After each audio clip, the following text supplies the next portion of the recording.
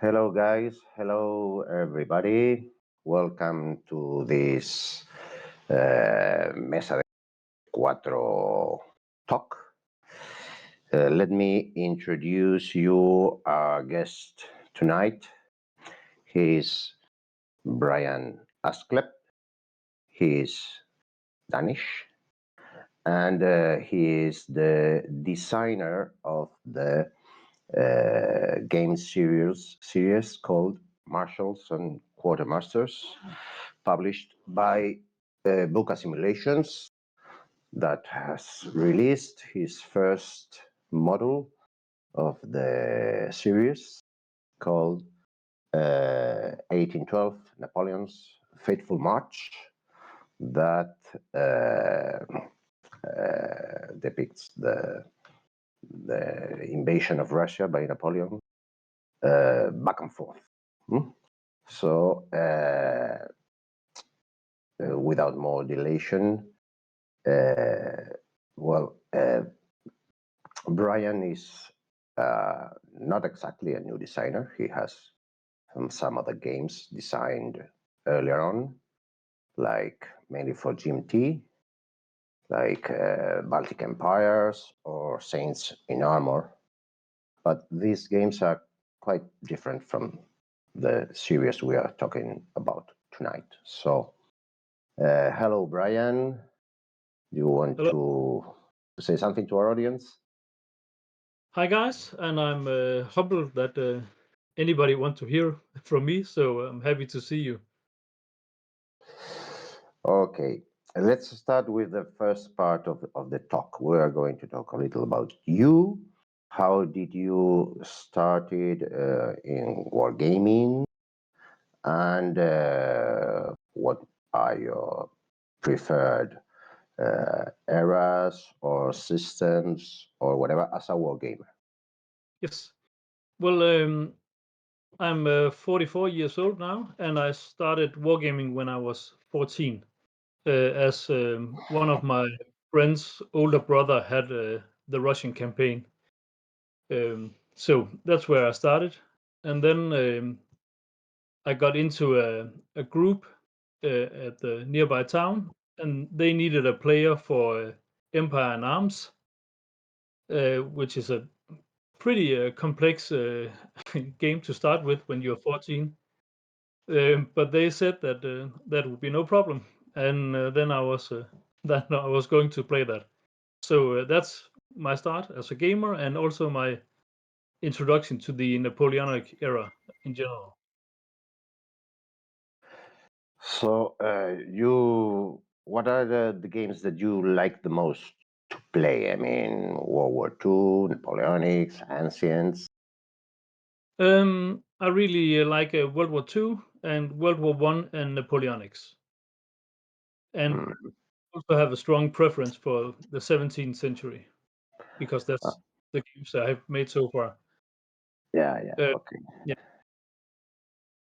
The 17th century is not a very popular era no, for wargaming. Its campaigns are quite difficult. yeah, and I focus on the Danish campaigns, which only makes it even more narrow. So, so it's a very niche within a niche part of the hobby. Okay, and talking about scales, are you more keen on strategic, operationals, or tacticals? I really like to play tactical games, but as a designer, I prefer the operational level because I really like how to implement the various operational choices and the political element behind the warfare. And tell us, how did you start on designing? It's a fun story. I was a huge fan of the Musket and Pike series, and I have read a lot about the Danish and Swedish wars in the 17th century. So I kept asking Ben Hull to do a module on the Scanian War because the battles there were perfect. And after a while, I think he became really tired of my heckling. So he just said that I clearly seemed to be enthusiastic about the topic and knew a lot about it, so I could design the game in his series. And then I laughed and I told my wife what Ben had said because it was clearly preposterous. And she said, "Yeah, he's right. You should do it." And yeah, so I did it, and now I'm here. Okay, so your wife is a big supporter of your hobby or secondary career or whatever. Very much so. It's not an easy thing to get nowadays. No, it's not. But I think she can see Speaking some of frankly, some because of our why. wives aren't listening now. Okay, so let us go on the thick of the why did you came with the idea of a new system at the strategical or grand operational level like this? Well, I played Strike of the Eagle from Academy Games when it came out, and it totally blew my mind about how an operational level game could be designed. And then I started designing games in that series, and I actually have 4 designs waiting to be published with Academy Games. And one of those games was 1812, but during its design, I kept adding more and more special rules to reflect the Napoleonic era instead of the 20th century. And then I also wanted to do an attritional level mechanic. And in the end, the game was so different, and there were more special rules than series rules that I decided that it would be its own series. And then I could completely redesign it and keep all the elements from Strike of the Eagle that I liked and do whatever I wanted with the rest. So players of Strike of the Eagle will definitely feel familiar with this series. Mhm. Okay, and let me ask you something before getting the thick of it with the game. What do you think about the state of the art of wargaming today compared with the past or 10 years or whatever? Do you think that we are living in some kind of golden era of new games and new publisher systems and so on? Yes, I think the games that are coming out today are far more richer and far more nuanced in terms of history than they used to be. And a lot of the simpler games that come out now are more elegantly designed and have a lot more history in their content than simpler games used to have. So in the old days, you could choose between simple and kind of dumb games, or you could go for super complex monster games that you wouldn't have time to finish. But now I think a lot of designers are finding ways to bake a lot of the historical detail into their game designs. So they're easier and better educational tools, and also have more of the political elements in them instead of being purely military focused. Okay, so let's start with the box that has bring us to it today here. Here it is, the game 1812, Napoleon Faithful March. So if you have to define or you have to say something about your game in a sentence, what would be your mm, definitional sentence for the game? It's a way to experience the frustrations of Napoleonic operational warfare. Oh, I like it. I love it. I love it. I have played the game, and that's exactly the feeling that you get when you are playing. Okay. So the game is at the grand operational level, and tell us the main goals you wanted to achieve when designing the game. I wanted something that was simple so you could easily teach it to a new player. And I wanted players to play it and gain an understanding of the historical realities of the campaign. And then I wanted something that was just plain fun and exciting. Because, yeah, even though it's educational, you also it needs to be fun. Otherwise, you will only play it once. And I wanted something that could, yeah, show the difficulties in a pre-radio era at the operational level, and some of the problems there are in coordinating efforts in a vast landscape. And then, of course, the logistical effort. Logistics are often underrated in games, and they are just a huge part of the real life operational art.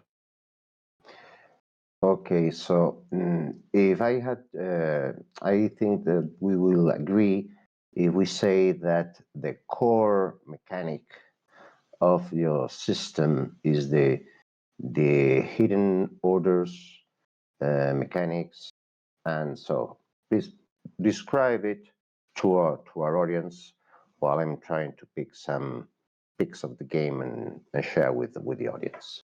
Yes. Well, each turn you can play a card and use it to enhance the number of orders you play, and then players choose a number of orders from there are 10 different orders, and then you place them on the map, and once all the orders are placed, you resolve them one group at a time. So it's you get a feeling of a kind of a programmed game that gives you a near simultaneous movement, and also show the advantages of holding the initiative and doing something unexpected, because the opponent cannot react to an unexpected thing because they already did their orders. Okay. So let's go with the game turn sequence in order to explain with a little more detail the way that you can play the game. So let me open my camera for the audience. You know, the game has three main features. You know, a map that I'm going to. Don't you have any pic of the map to share with the audience, Brian? Um, yes, it's Try to pick it and share it with the audience. Like, this is the map. will do. The cards. Cards are gorgeous, you know, lovely art, and with a lot of text. So if we want to play it, we have to know a little bit English, and or wait till some Spanish publisher makes his mind to publish it in Spanish. So the map, the cards, and the pieces of game that are mainly the strength points of the army, and that kind of blocks that you can see here. Thus, this is the core of the game. Blocks to issue orders to the different locations. This is an evasion order, and the blocks are made with fog of war. So when you put the block on top of the map, the opponent can only see a flag depicting the country, but not the order. So let us talk a little about the game turn sequence, Brian. The game is divided into months, and each month has a resource phase, and then 5 turns where players do the same sequence of placing orders and resolving orders. And during the resources phase, players get replacements from any on-map replacement locations they have, and then they draw a small number of cards, and one of the cards they draw is they can choose it themselves from a menu. That allowed me to do some scripting in the timing of events. So historical events can happen at the time they did happen, but you could also choose another card or go another way. Then we have the 5 turns, and they start with you drawing an extra card. So instead of, as in many card-driven games where you draw 7 or 8 cards at the start of your turn, and then slowly work those cards, here you have a small number of cards in your hand, but it's replenished during the turn.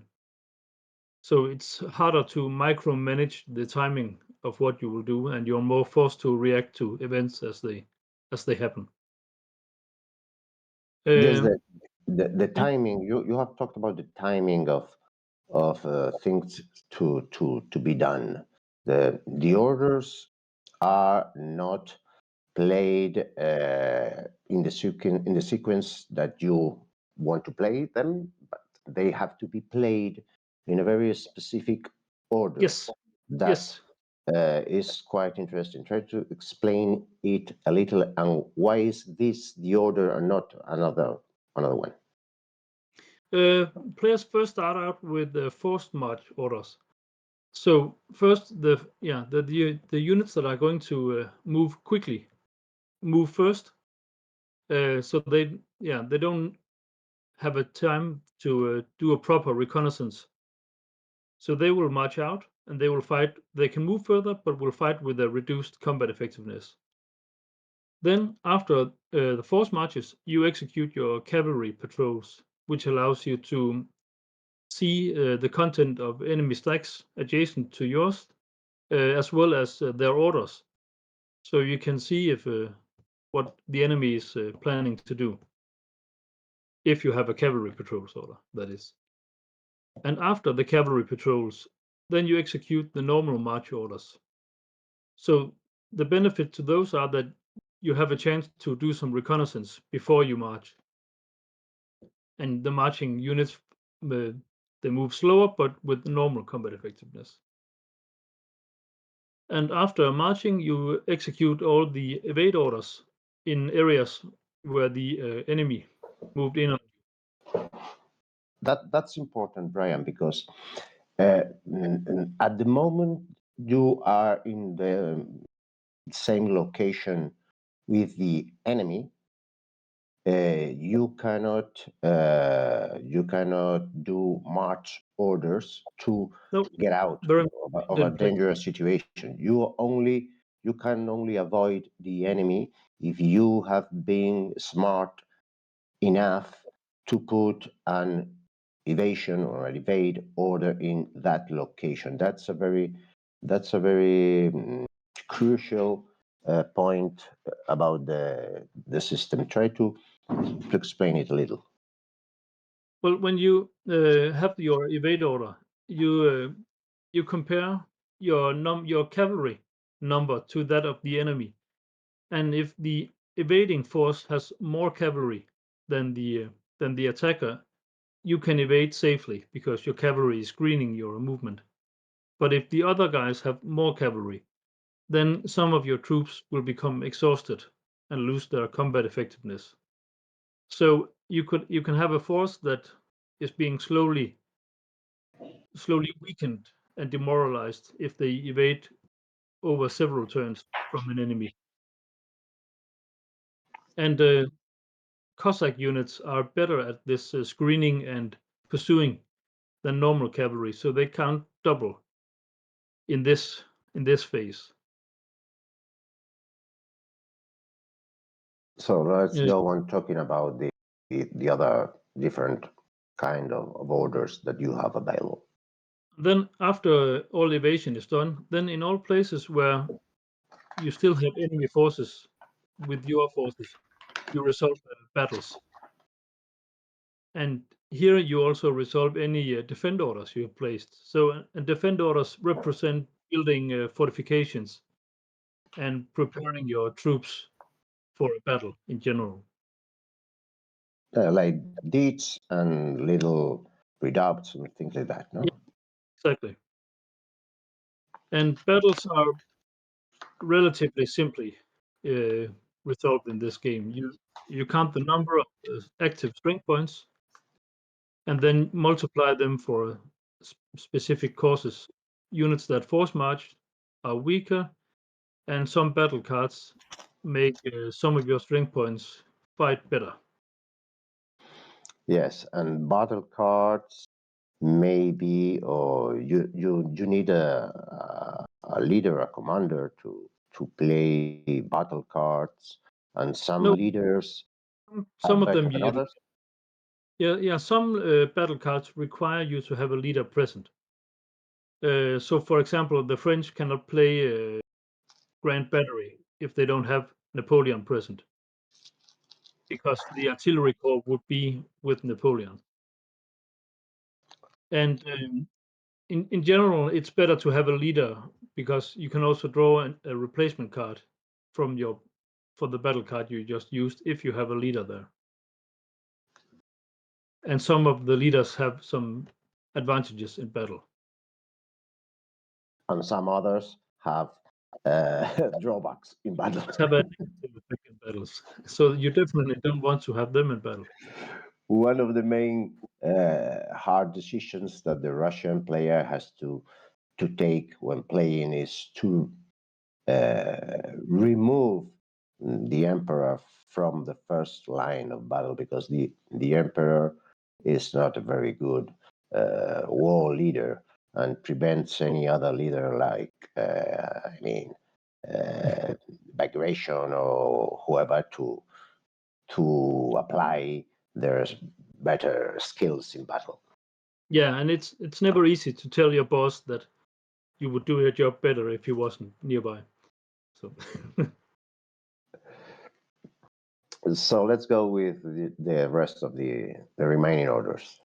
and after the battles, you resolve rally orders, and rally orders allow you to flip back exhausted units to their fresh state. If you do this on a depot, it's more effective. And then you execute Cossack raids, and they can only be executed by the Russian player. And that they allow you if you have a Cossack strength point with that order, he can kill an adjacent exhausted strength point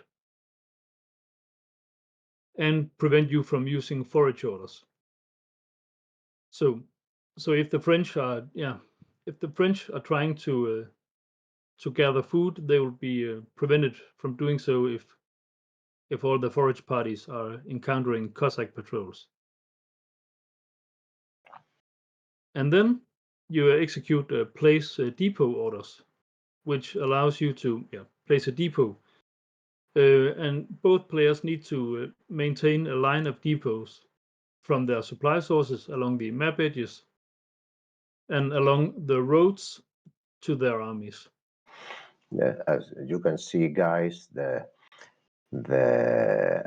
left of the map, there are with the common depot icon, the French supply sources, and the Russian has supply sources everywhere, at the north, at the east, at the south, everywhere. And Yes. as you can see, the map has two different kind of routes or roads or whatever, the thick ones and the thinner. And as you can trace supply from your closest depot using any kind of road, but you have to keep always the connecting line of depots that brings you from the first depot on the line of battle to your supply source, always connected with a major road, with a thick line. And that is quite a problem, not so much for the Russian, but for the French. Yes, and as they advance further east, that line becomes longer and longer and more exposed. And after you place depots, you get to the other part of the game, the attrition step. And here you check all your every area where you have troops. You do a quick calculation of how many spring points there are and how far away from the nearest depot they are. And then cross-reference that in a table and check to see how much attrition they suffer. So you want to there is some differences between summer and winter in that kind of calculations, isn't it? Yes, there is, because you roll it to avoid it being too mechanical and too easy to anticipate the effect of. I made a weather table that you roll on, and that can modify that weather check or that attrition check. And the table is much harsher in winter than in summer. And on top of that, there are a lot of events that makes things much worse in winter. Yes, the events. Let's talk about the different ways in that you can play the cards in the game. Okay. Yes.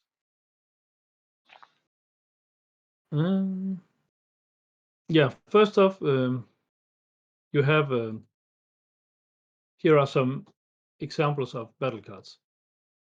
They have a number, that's their ops value. So that's how many orders they give you if you play them for the orders. And then they have icons for their type of order. So this is a battle card because of the crossed sabers. And the French one here is one that is permanently reduced from the game if it's used as an event. So it's a one-use only event.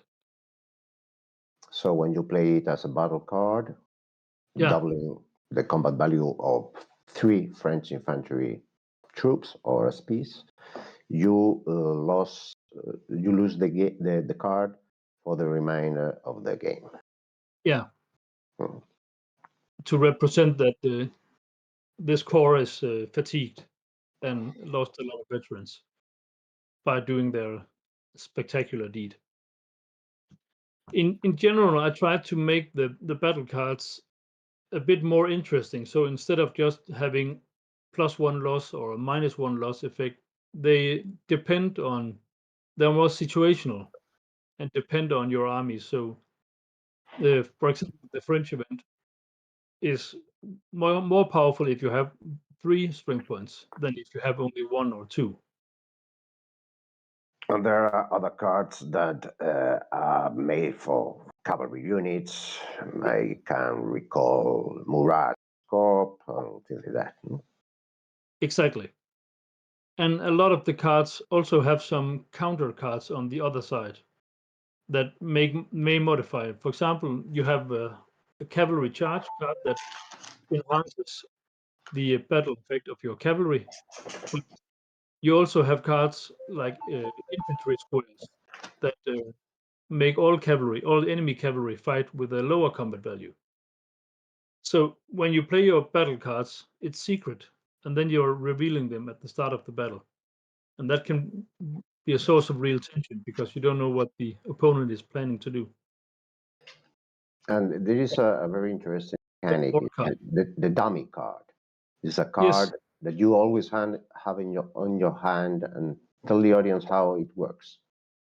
It's yeah, as you say, you always have the dummy card, and you can always play the dummy card instead of another card. So at the start of your turn, you play a card to increase the number of orders.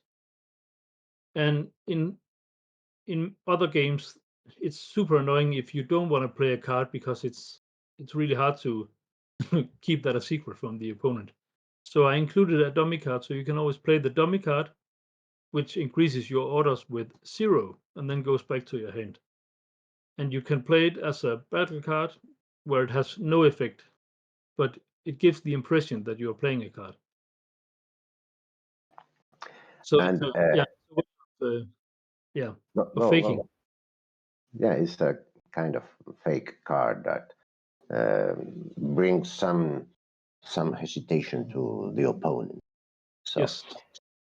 So the core mechanics are mechanic is the orders that allow the different armies and the strength points to move from location to location, but the cards are like the money of the game. Yes. The more cards you have on your hand, the more flexible and powerful you are, and the fewer cards start to be a problem, mainly for the Russian.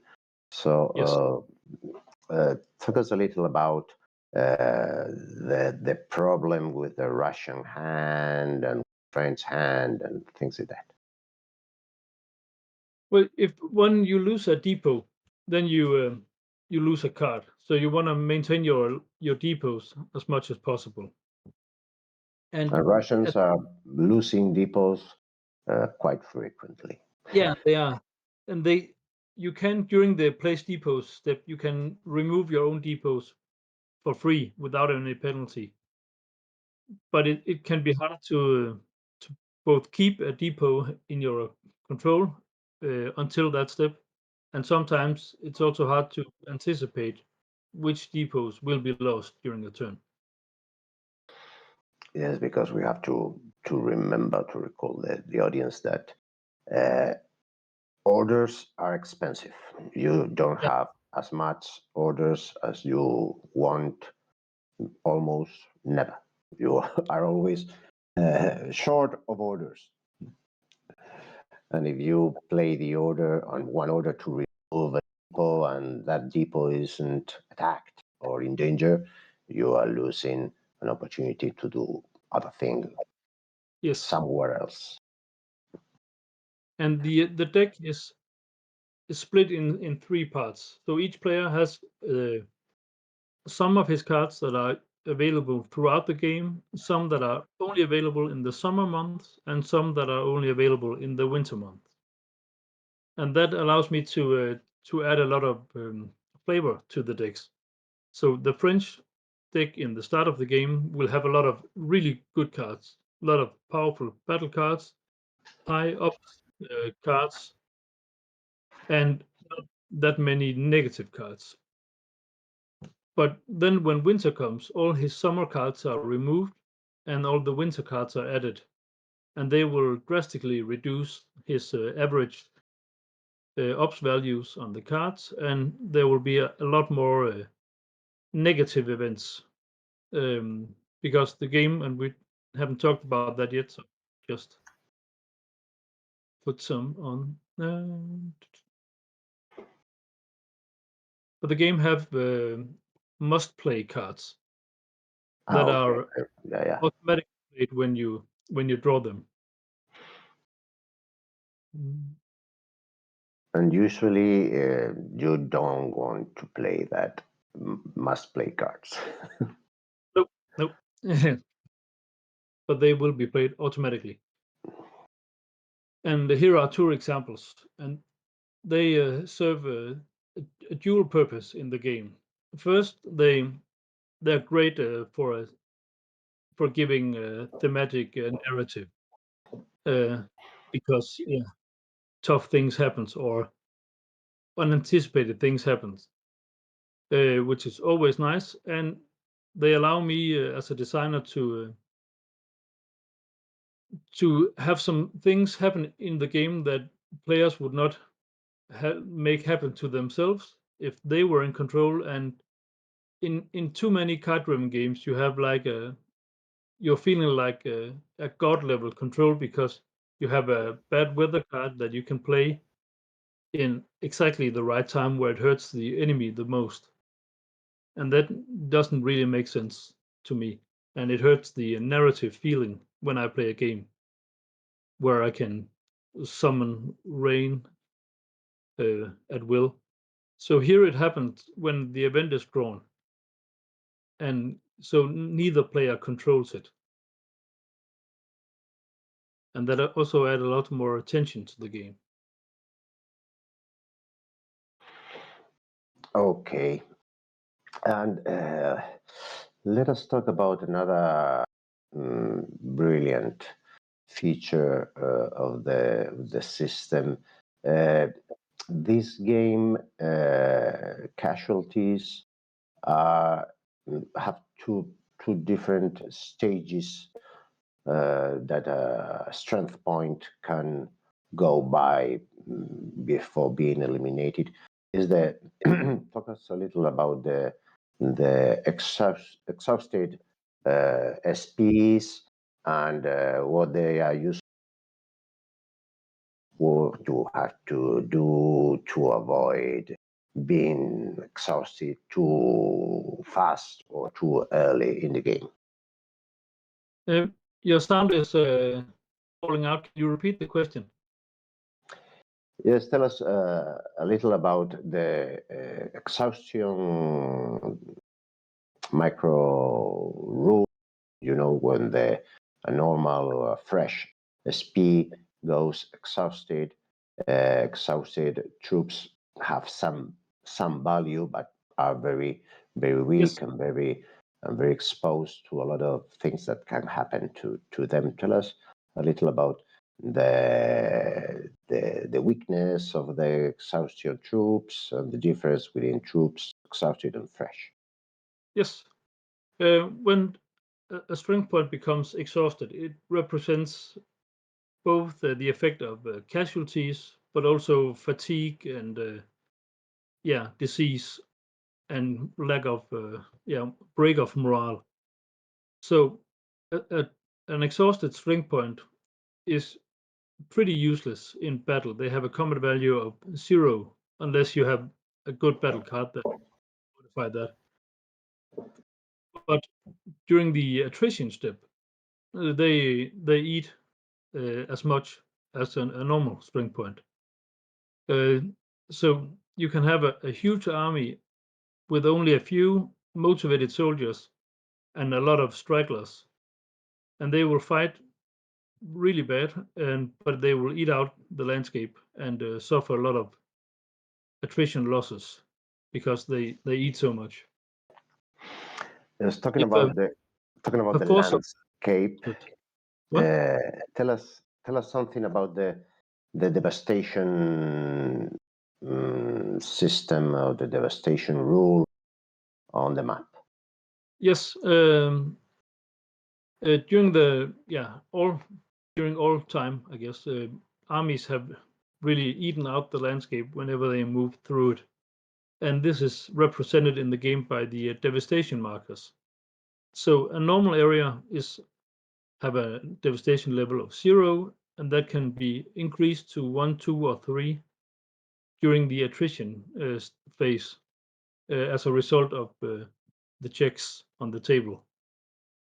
And the level of attrition, the level of devastation in an area adds to the number of strength points when you're checking for attrition. So a 1 strength point unit in a devastation level 3 is the same as 4 strength points in a level 0 devastation area. So it becomes much more dangerous for armies to operate in devastated areas because they effectively count as being larger to represent that there are less food in the area to eat. And during the 1812 campaign, the Russians routinely burned off their crops and their villages. So in this game, whenever you resolve an evade order or a battle, increase the devastation level of the area. So the French will often find themselves being in a wasteland where it's hard to find food and suffer more attrition as a result. Okay. So let us talk about the how to win, which are the victory points or the objectives that you have designed for the campaign, taking into account that the game is a back and forth campaign.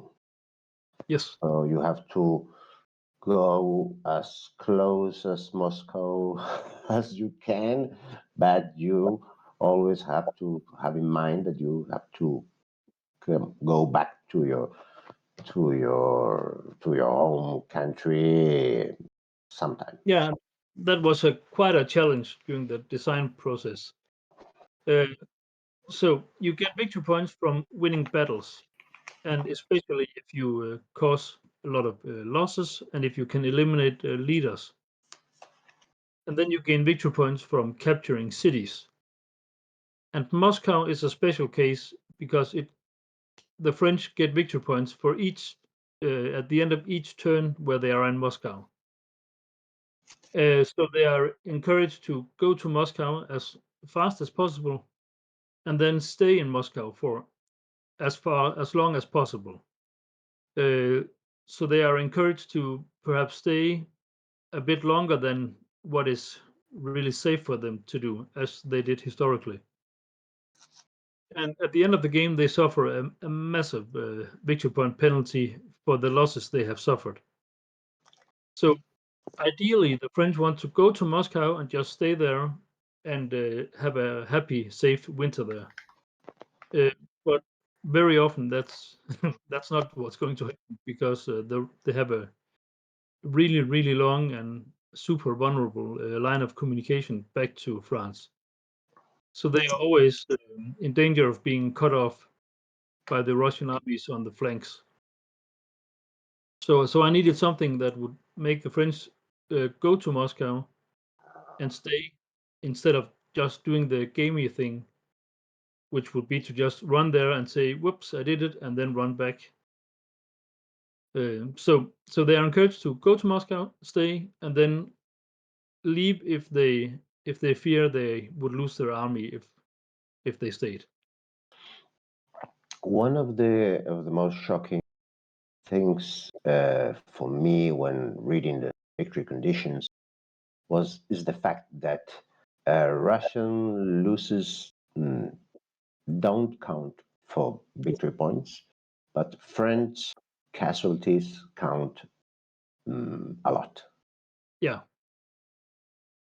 and I did that because I valued that the Russians no cost would be too great for them, or at least not for the leadership um, in that war. While the French they needed their armies elsewhere, and this war was never intended to be that long or to go to Moscow. It was never Napoleon's plan to invade and take Moscow. He just wanted to defeat the Russians and negotiate a new treaty and then go home. So the French really need to take care of their army and try to make it back to safety, while the Russians can be more cynical in how they use theirs. And let us talk about some other things like the map is gorgeous. It's pretty, very pretty map, and it's full of like ridges and rivers, and so what kind of information did you use to design the points that are depicted on the map. There are some very strong points and some other points that have rivers, and in 3 of the 4 approaches. So where did you get the information, and how did you manage to put that information on the map board? I found some really good period maps of Russia online, and then I also took a lot of inspiration from Kevin Zucker's game Highway to the Kremlin. And so I originally used Kevin Zucker's game, which is a hex encounter game, as a rough basis for my map, and then double checked the roads and the cities and the fortresses with my other sources, and as well as by my reading. And it's easy to find out what you want to do with the terrain classifications in the historical axis of advance, because all the sources mention this fortress was really strong or this fortress was outdated. But it's much more difficult when you are dealing with areas that did not see any action historically, but could have if the armies had taken another course. Well, So some guesswork, and some of it is well researched guesswork, I guess. Well, I have another question as a gamer, as a player of the system. I have played 3 or 4 games, and there is a very specific or logical or guided way to go to Moscow, but the map is really huge. You have all the south part of the map with the Russians in the south and the Austrians that are keeping the flanks of the Grand Army. You, with your experience in playtesting and all the games you have played and watched, the action in the south part of the map is the one that you designed, or the one that you was looking for? Yes, the action in the south was it's actually super intense historically. It's small forces, but they move all over the place, and that can happen in the game as well if players put the resources or the orders into it. And it can also be a rather static front if players want to do that. And I guess a lot of it depends on the Russian player, because the French is overall in control of the game because he's moving his army toward Moscow. But the Russian player has a lot of interesting choices when it comes to placing reinforcements, and where he places the reinforcements during the mid game really define what will happen in the end of the game, as he can choose to strengthen the northern flank. Then that would be very important, as they can cut off the French, or he can reinforce the southern forces so they can make a push towards the French lines of communication, or he can either reinforce both or feel he's forced to spend every single man in the defense of Moscow and then have weaker flanking forces.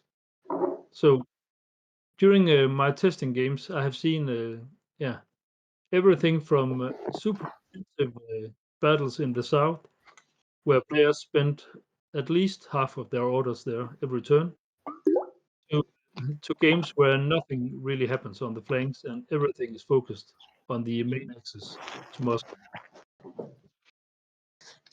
Okay, so I think that we have made a deep explanation of 1812, Napoleon's Faithful March, the mechanics, and all the flavor of the campaign that the system and the rules brings to us. So I think it's time to talk a little about the future of the system. Yes. And what are your plans along with Buka to go on with the system in other theaters of operations? Well, the natural volume 2 to this game is 1813, the campaigns in Germany, as they are the direct continuation of this conflict. So that is where volume 2 will take place. And this game is in playtesting and will be released around, I guess, mid next year. And then I'm also working on another topic that will probably interest this audience more, as it's set in Spain in 1812, covering the Salamanca campaign, but with a map that's covering all of Spain. So it's all the 1812 campaigns. Like and a sandbox. It's like a sandbox more than a guided campaign. The summer. And I have a playtest map that I can share with you guys. And that's not the final art, of course. No, yeah, not in any way. And all the art I will show now are not final artwork. And my skills are very much in game designing and not in graphics. So well, you have Buka behind, so they will do a brilliant art and lovely.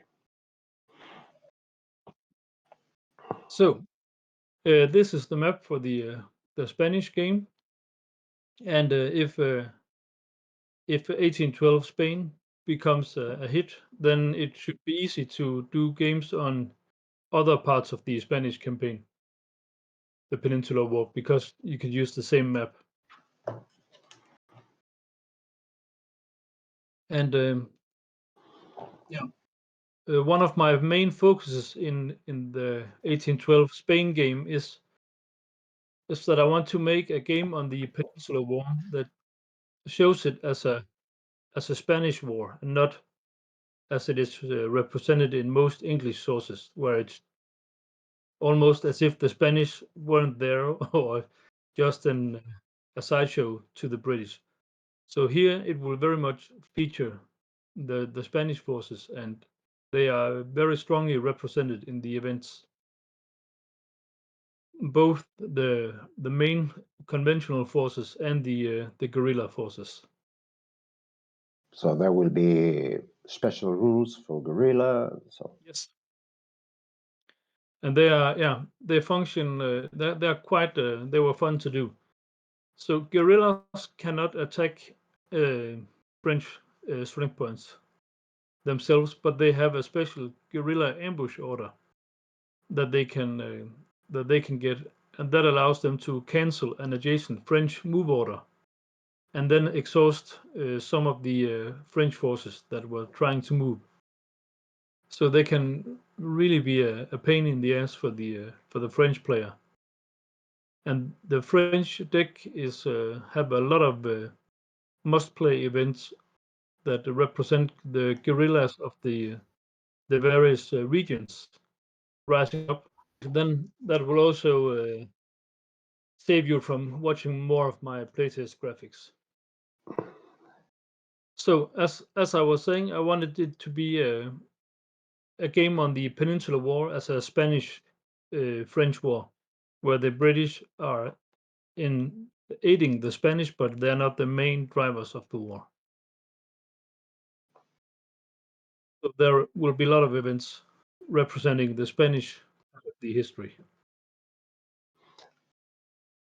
And that has been really exciting for me to research, because prior to this project, I only had a superficial knowledge of the Peninsular War, and that was very much a British biased view of the war.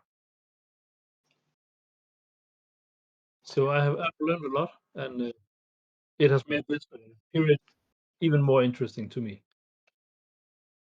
We are very proud and happy to hear that people from abroad value the Spanish troops from the era. So I think that we can open now a turn for questions and answers from the audience if they want to do so. So people, if you want to go up here and made any question in English to Brian, please raise your hand and I will pick you up here at the stage. Or if you don't want to make the question yourselves, you can write it down in the chat, and I will try to ask the question to Brian in your place.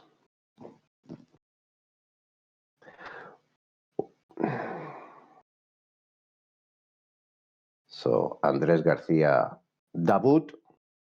Hello, Brian. Hello. So thank you. I have bought the game. I have not played yet, but it looks very good. And thank you for the game.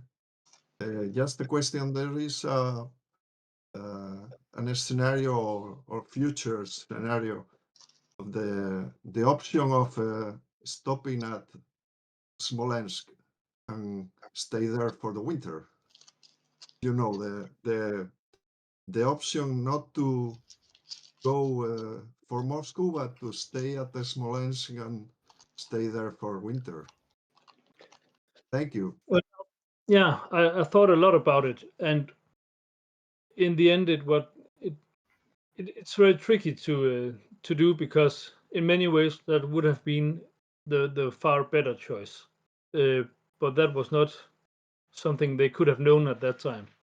So I decided on a compromise in the game where stopping at Smolensk can win you the game for the French if you have if defeated the French army, and thus gotten a lot of victory points that way. Then you don't need the victory points from Moscow, and then you can stay at Smolensk, suffer fewer losses, and keep more of the on-map victory points, because you will not weaken yourself so much as that you have to retreat. But I am thinking that I will not rule out that I do an expansion where you can stay in Smolensk and have a 1813 Russian campaign, because it could be fun. Okay, some other questions from you guys. I have a question here. What kind of sources have you used to document yourself about the peninsular game on the series? British sources or Spanish sources? Yes, British sources, because I can't read Spanish, so they wouldn't help me. But newer British books, and British books that have a more a critical approach and a more nuanced approach than older sources. Well, I have here another question. Friends Sorry. that help put a Spanish perspective on things. I have here another question, not related with this game, but related with the Saints and Armor game, made from a very good friend of mine. He has some complaints about the treatment of the Spanish tercios in your Saints and Armor.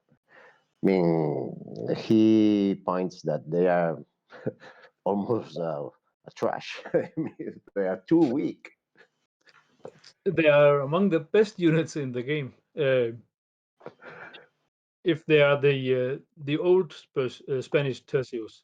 But it's true that some of the regiments that were composed of German troops in the Spanish army, they are not really good. They're just a very, very big unit that's composed of low morale forces. So I have another question.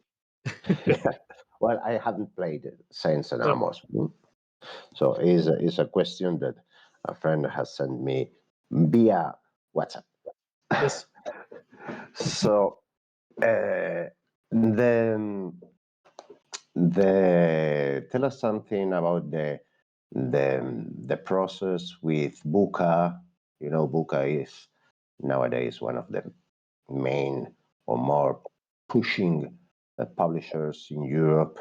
Tell us something about how has gone the road from your starting idea of the system to the point that we are now, that you have published one game and you are going to publish another two in the future.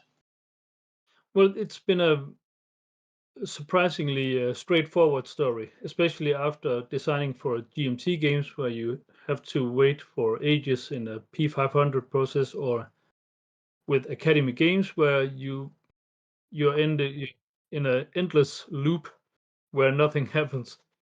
But when I wrote to Abuka and asked them if they were interested in 1812, they just said yes, and got ready with playtesting. And whenever I said that I felt the game was ready to be published, they started graphics work, and it was just they are a pleasure to work with, and everything is faster and more efficient than the other game companies I've worked with. So Europeans can do things better than Americans. Very much so.